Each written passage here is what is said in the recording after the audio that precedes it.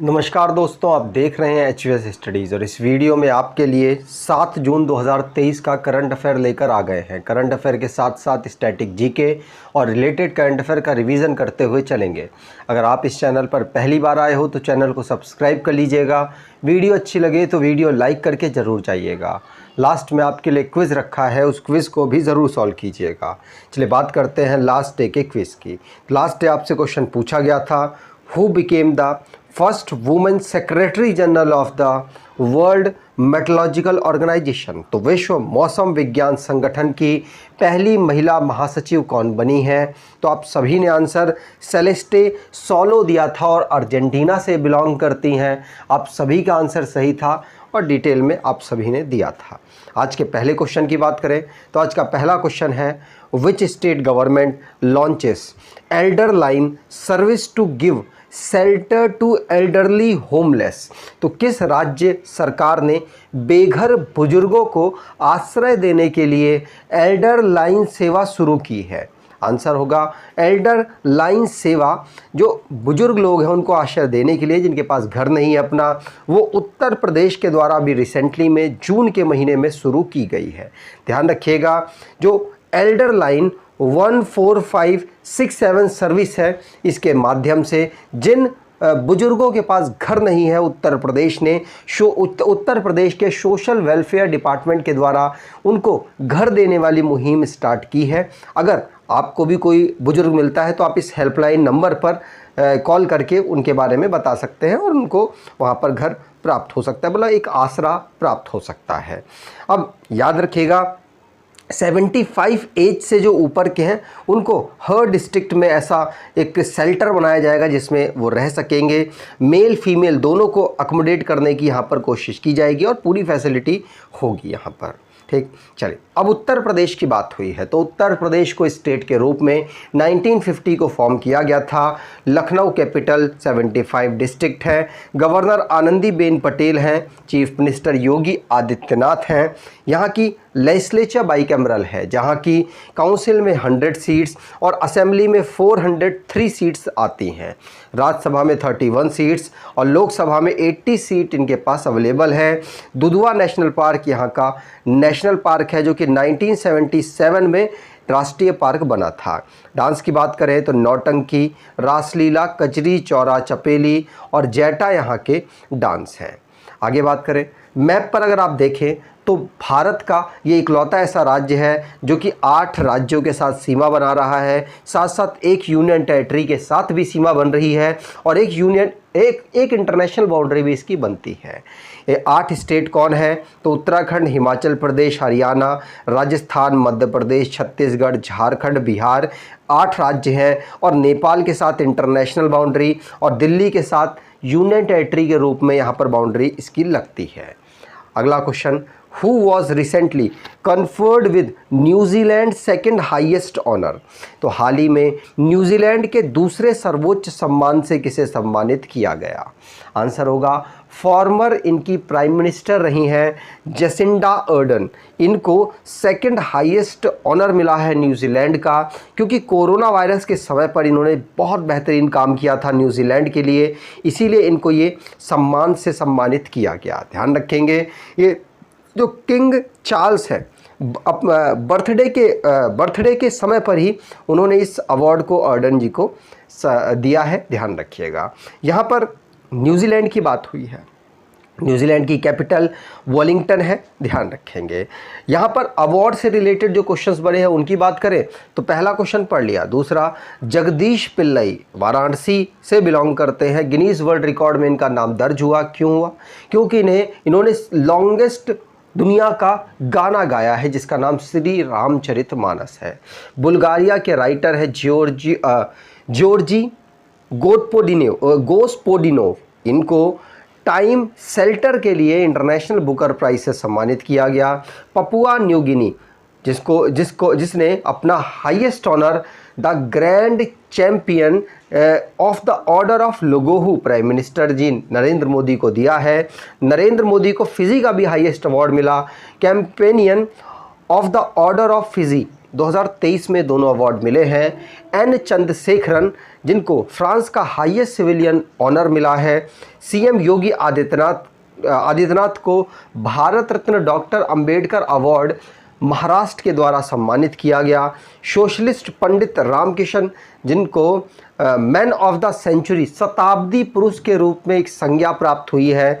रतन टाटा, जिनको highest honour मिला है, सिविल ऑनर मिला है, ऑर्डर ऑफ ऑस्ट्रेलिया का। आगे बात करें, अगर आप कोई ई बुक देख रहे हैं तो आप इस ई बुक को देख सकते हैं, क्योंकि इसमें ऑलमोस्ट आपके अक्टूबर से लेकर अप्रैल तक का करंट अफेयर कवर किया गया है। इंपॉर्टेंट क्वेश्चंस के माध्यम से आपके लिए ये प्रोवाइड कराई गई है। अगर आपका रिसेंटली में कोई एग्ज़ाम है तो आप इसको ज़रूर ले लें, आपको बेनिफिट मिलेगा। अगला question, chairman of Central Board of Film Certification launched new mobile app. Who is the chairman of CBFC? तो central board of film certification के अध्यक्ष ने एक नई मोबाइल ऐप लॉन्च की, जिससे सारी इन्फॉर्मेशन उनके द्वारा क्या सर्टिफिकेशन दिया गया, कौन सा नया प्रोजेक्ट स्टार्ट होने वाला है, सारी इन्फॉर्मेशन यहाँ पर मिलने वाली है। और इसके अध्यक्ष कौन है? तो प्रसून जोशी इसके अध्यक्ष हैं, ध्यान रखिएगा। यहाँ पर आप प्रसून जोशी को देख रहे हैं, जो आने वाले नए प्रोजेक्ट्स होंगे उनकी सारी इन्फॉर्मेशन यहाँ पर इनको इस वेबसाइट के माध्यम से मिल जाएगी। ध्यान रखिएगा, प्रसून जोशी जी के द्वारा वेबसाइट और नई मोबाइल ऐप मुंबई से लॉन्च की गई। CBFC की बात करें, central board of film certification की बात करें तो स्टैट्यूटरी फिल्म सर्टिफिकेशन बॉडी है, ministry of information and broadcasting के अंतर्गत आती है। अगला question, India's first international cruise ship MV Empress has been flagged off for which country?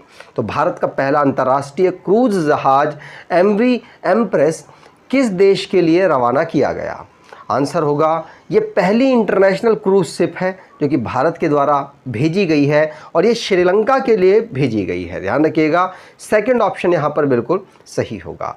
Ministry of port, shipping and waterways के जो मिनिस्टर है इस समय पर, सर्बानंद सोनोवाल जी के द्वारा फ्लैग ऑफ किया गया पहली इंटरनेशनल क्रूज शिप को, जिसका नाम MV एम्प्रेस है। चेन्नई से श्रीलंका इसे भेजा गया है, ध्यान रखेंगे।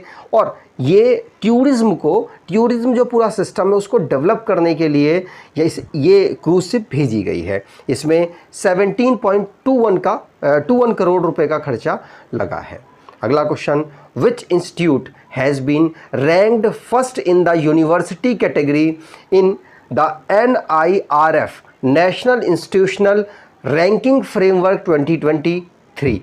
आंसर होगा, ये नेशनल इंस्टीट्यूट रैंकिंग फ्रेमवर्क 2023 की जारी हुई।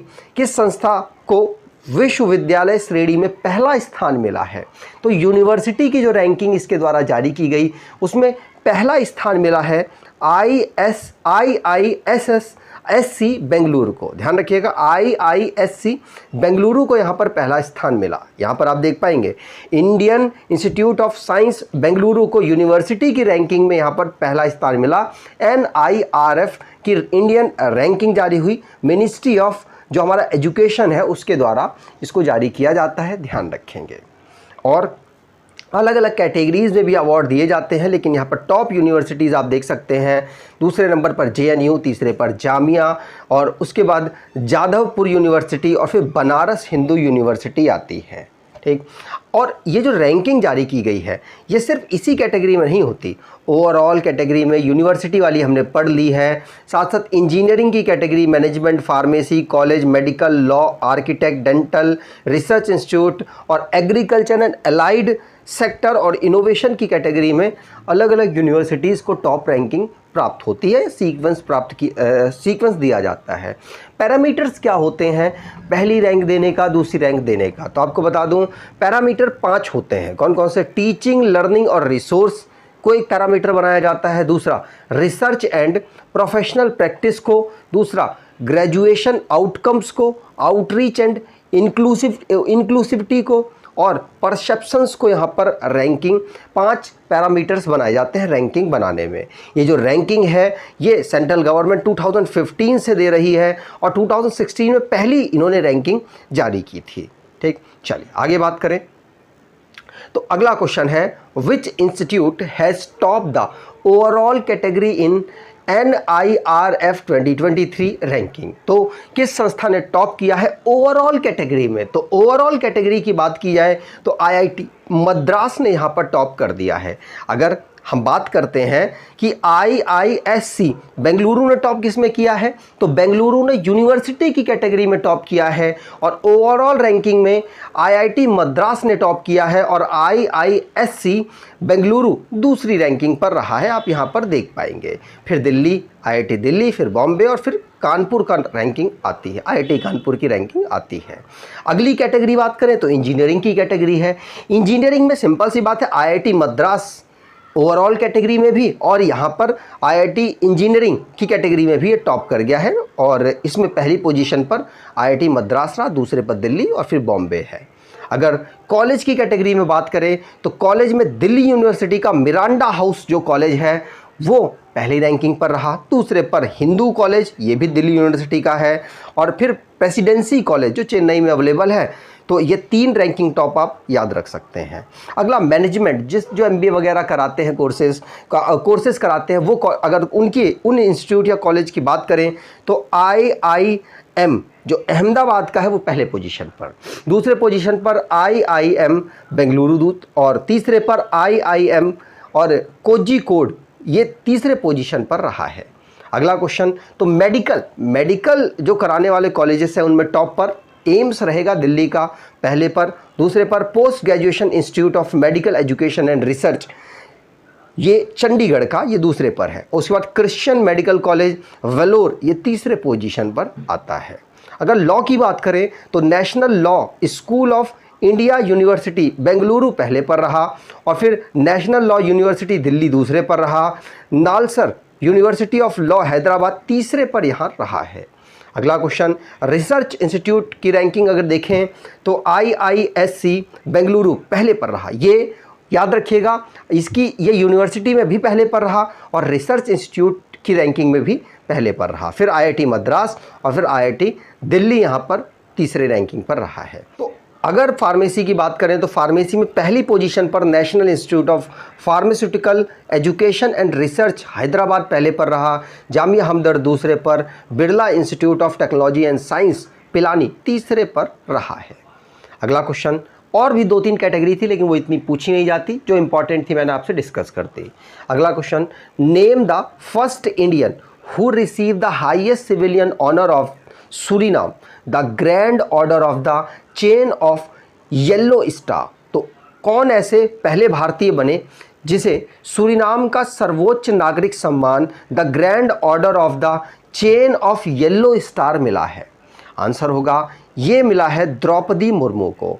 द्रौपदी मुर्मू वहाँ गई हुई हैं, वहाँ का रिपब्लिक डे चल रहा है, उसके चीफ बन के ये गई हैं, और ये 150वीं अपनी एनिवर्सरी बना रहे हैं। और जो सूरीनाम है, सूरीनाम के जो प्राइम मिनिस्टर हैं, जो उनके प्राइम मिनिस्टर को भी हमने 2021 में, माफ़ कीजिएगा, उनके प्रेसिडेंट को भी हमने 2021 में अपने यहाँ पर चीफ गेस्ट के रूप में बुलाया था।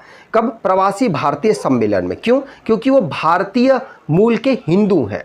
अब सूरीनाम की बात करें तो सूरीनाम की कैपिटल पारामारीबो है, और प्रेसिडेंट यहाँ के चंद्रिका प्रसाद संतोखी हैं। पॉपुलेशन यहाँ की 6,32,000 है, और जिसमें से 27% के आसपास भारतीय हैं। करेंसी यहाँ की सूरीनामी डॉलर है, और भारत के प्रेसिडेंट को the grand order of the chain of the yellow star, जो कि सूरीनाम का हाईएस्ट अवार्ड है, वो दिया गया है। ठीक, चलिए आगे बात करें। अगला question, actor Guffi Paintal passed away on 5 June 2023. He was famous for which role in the TV serial Mahabharat? तो 5 जून 2023 को अभिनेता गुफी पेंटल का निधन हो गया। वह टीवी धारावाहिक महाभारत में किस भूमिका के लिए प्रसिद्ध थे? आंसर होगा उन्होंने महाभारत में शकुनी का रोल किया था। अगर आपको याद हो, ये आप याद कर पा रहे होंगे, शकुनी का रोल इन्होंने किया और 5 जून को इनकी 2023 में मृत्यु हो गई। 79 ईयर के थे ये। इन्होंने महाभारत एक टीवी सीरियल था, उसमें अपनी बहुत अपने आप को फेमस किया और शकुनी के रोल में ये बहुत ज़्यादा जचे थे। उसके बाद से इन्हें सब कोई जानने लग गया था। अभी इनका निधन हो गया। अगला question, who was elected the new president of Latvia? Latvia के नए राष्ट्रपति किसे चुने गए? आंसर होगा एडगर्स रिंकेविच। यहां पर आंसर बिल्कुल सही है, एडगर्स रिंकेविच यहाँ पर नए प्रेसिडेंट बने हैं लातविया के। ये यूरोप का एक कंट्री है और आप इनको देख सकते हैं एडवर्ड को। यहाँ पर ये फॉरेन मिनिस्टर के रूप में लातविया में काम कर चुके हैं। यहाँ की कैपिटल रीगा है, यूरो यहाँ की करेंसी है। लास्ट डे के करंट अफेयर को अब रिवाइज कर लेते हैं। तो who won Spanish Grand Prix 2023? तो मैक्स वर्स्टैपेन आंसर सही। Which Indian wrestler has won the gold medal in the UWW ranking series? तो मनीषा यहाँ पर आंसर सही था। Which state government launch the Mo Ghara scheme? तो उड़ीसा यहाँ पर आंसर बिल्कुल सही है। अगला question, when is World Environment Day celebrated? तो 5 जून आंसर बिल्कुल सही। India's first deluxe train Deccan queen celebrated 93rd anniversary of operation on which route? तो मुंबई से पुणे तक इसको चलाया गया। सब भारत की सबसे पहली डीलक्स ट्रेन है ये। Who became the first women secretary general of world metrological organisation? तो सेलेस्टे सोलो आंसर यहाँ पर सही है। अगला question, which agency has been recommended by the ministry of railway to investigate the Odisha train accident? तो Odisha train जो accident हुआ है उसको CBI के द्वारा यहाँ पर जांच कराई जाएगी। अगला question, which country opened 102 secret police station in 53 countries of the world? तो चाइना यहाँ पर आंसर बिल्कुल सही। Under whose chairmanship did central government set up a judicial commission to probe the Manipur ethics violence? तो जस्टिस अजय लांबा जी के, जो कि चीफ जस्टिस रहे हैं पहले, उनकी अध्यक्षता में यहाँ पर मणिपुर का जो एथिक्स वायलेंस हुआ है, एथनिक वायलेंस हुआ है, उस पर ये जांच करेंगे।